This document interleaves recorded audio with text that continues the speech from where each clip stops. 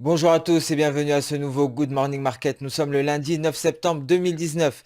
L'actualité est marquée par une première mauvaise nouvelle en provenance de Chine. Hier, nous avons pris connaissance de données économiques qui soulignent une baisse des exportations chinoises, confirmant ainsi les risques de récession, mais également le ralentissement économique mondial. Donc, un retour des craintes. Cependant, les banques centrales rassurent et c'est la BCE qui prendra la main à partir de jeudi. Concernant le Brexit, nous avons pris connaissance également d'un plan de Boris Johnson visant à empêcher légalement la prolongation du Brexit.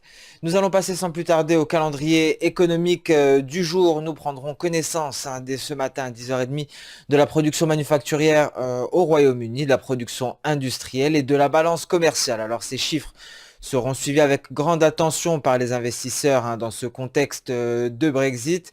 Ils auront donc une forte influence sur le GBP-USD, mais également sur le FTSE, le UK 100.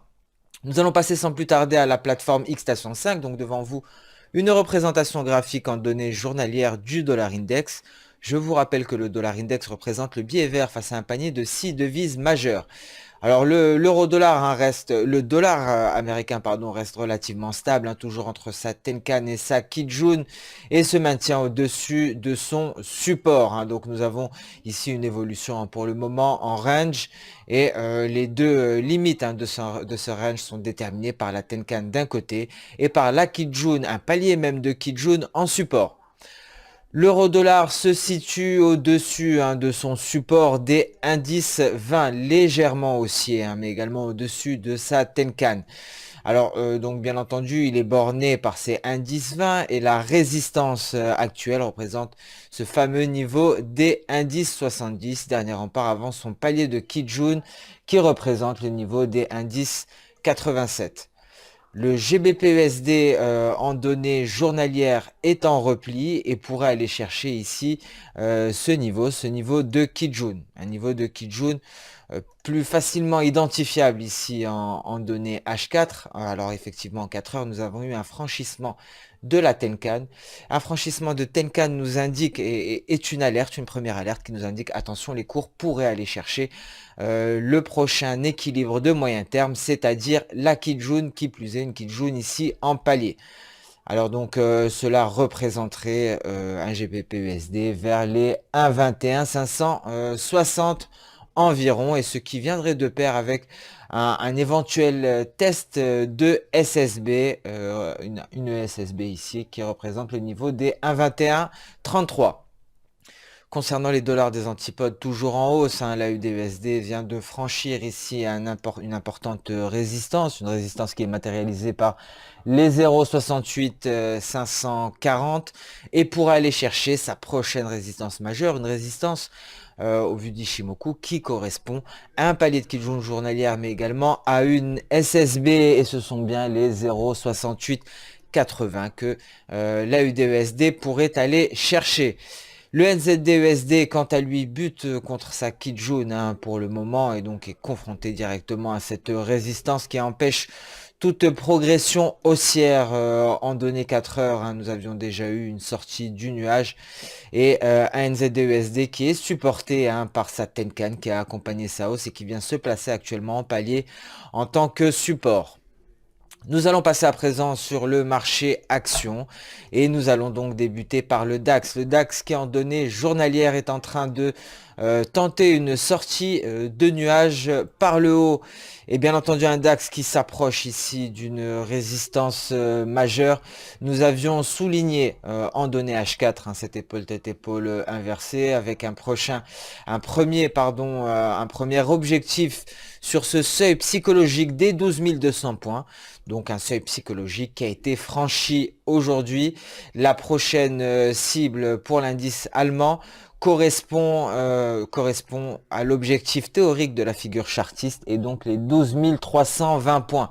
Je vous rappelle que cela est l'objectif théorique de la figure chartiste que nous avons obtenu en reportant la hauteur de la figure d'environ 515 points. Et donc un report de ces 515 points nous donnait comme objectif théorique ce niveau des 12 320 points. Un DAX donc qui se dirige tout droit vers cet objectif. Le CAC 40, quant à lui, éprouve des difficultés actuellement afin de franchir son seuil psychologique des 5600 points. Des 5600 points hein, qui ont fait office de barrière vendredi hein, également. Et donc qui correspondent actuellement, à un même en donné H4, à la résistance majeure, mais également un seuil psychologique. Et nous pouvons obtenir hein, ce niveau en prolongeant ici cette SSB, cette SSB composant du nuage en données 4 heures pour le CAC 40 français. Le Nasdaq, quant à lui, sort de son nuage aujourd'hui en données journalières. Et donc, typiquement, hein, au vu d'Ishimoku, cela devrait nous annoncer donc une reprise de la hausse sur l'indice américain. L'indice américain qui a sa prochaine résistance au niveau des 7938. Et c'est une prolongation de SSB qui nous permet de déterminer ce niveau. Si ce niveau venait à être franchi, pardon, le Nasdaq pourra aller chercher les 8000 points, et donc le seuil psychologique qui restera donc un niveau important à franchir pour l'US 100. Du côté de l'S&P 500, hein, les cours en données journalières sont d'ores et déjà en dehors du nuage. Et donc les cours s'étaient appuyés sur ce support, hein, le support des 2970 points obtenus par un prolongement de cette Kijun en palier. Et donc aujourd'hui, le S&P 500 semble s'être affranchi de son nuage. En données H4, le S&P 500 dispose de sa Tenkan hein, en accompagnement ici en tant que support. Attention, hein, le S&P 500 pourrait être confronté à une importante résistance, mais également seuil psychologique à l'image de l'US 100, un seuil psychologique à 3000 points. Donc ce sont des seuils psychologiques qui représenteront des résistances sur les indices américains aujourd'hui. Nous allons passer à présent sur le volet des matières premières et donc l'or hein, qui s'est replié pour sortir de son canal haussier par le haut. L'or qui est revenu tester hein, la borne inférieure sans parvenir à la franchir. L'or qui pourrait aller chercher ici son support hein, qui est représenté par ça, Kijun, légèrement en dessous hein, du niveau des 1500 points. Avant ça, les 1500 points seront donc le support journalier pour le métal précieux. Donc un métal précieux, un valeur refuge par excellence qui se maintient tout de même au-dessus des 1500 points, des 1500 dollars l'once, pardon. Au niveau des matières premières, hein, nous avons appris la nomination du prince d'Arabie Saoudite en tant que ministre de l'énergie. Sa mission principale étant de soutenir les cours du pétrole. En effet, son prédécesseur a échoué dans cette mission et c'est donc le fils du roi qui aura été nominé à ce poste-là pour soutenir les cours du pétrole. Cela a permis au WTI de franchir son nuage par un twist et par la même occasion de franchir le retracement de Fibonacci des 38,2%. Alors ici, le prochain objectif pour le pétrole WTI est le retracement de 50% de Fibonacci qui est matérialisé ici par le niveau des 58,60 $ le baril de WTI, un niveau que nous pouvons également obtenir en prolongeant ici la SSB du nuage journalier.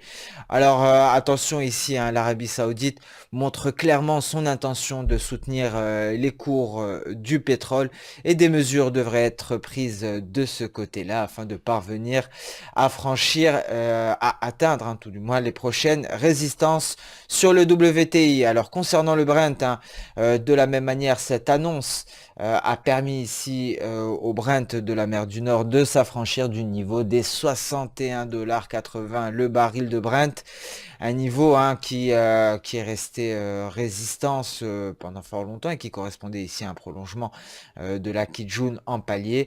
Alors actuellement le Brent se situe au-dessus de ce niveau, un niveau qui représente aujourd'hui son support majeur. Alors le dernier rempart ici, à l'image du WTI, correspond au retracement 50% de Fibonacci de la précédente hausse, un retracement aux alentours des 63,30 $ le baril de Brent. Ce Good Morning Market touche à sa fin. Je vous remercie de l'avoir suivi avec attention. Je vous donne rendez-vous dès demain pour un nouveau point marché. En attendant, je vous souhaite une excellente journée, une bonne séance de trading. N'hésitez pas à liker, commenter ou même partager cette vidéo.